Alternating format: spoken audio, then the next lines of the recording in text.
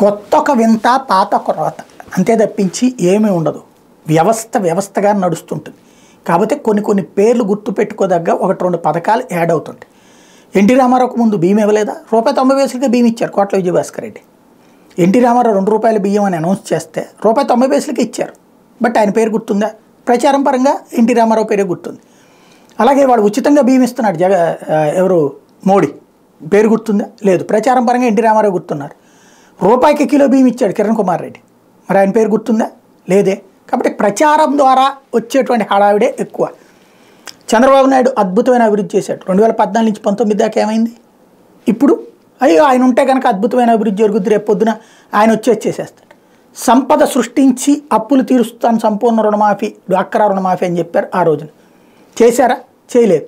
కానీ ఇప్పుడు మళ్ళీ రేపు పొద్దున భారీగా సంక్షేమాలు ఇస్తాను జగన్ కంటే ఎక్కువ, కాబట్టి నేను సంపద సృష్టించడం నాకు జాతచ్చు, అవన్నీ డబ్బులు అవుతాయి అంటే చెప్తే అవునవును ఆయన చేసేయగలరు.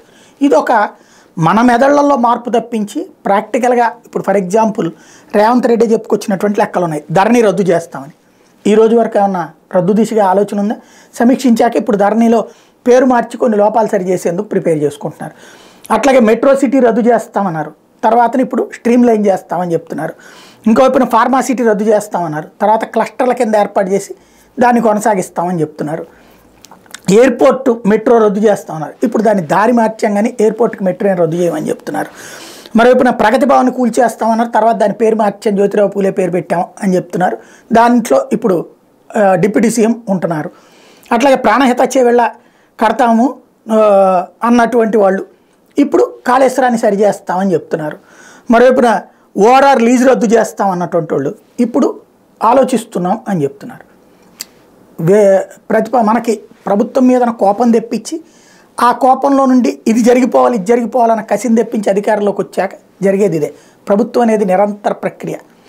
వాళ్ళ ఆవేశపూరిత మాటలతో మనం ఏదో అనేసుకున్నాక చివరికి జరిగేది కొనసాగింపే.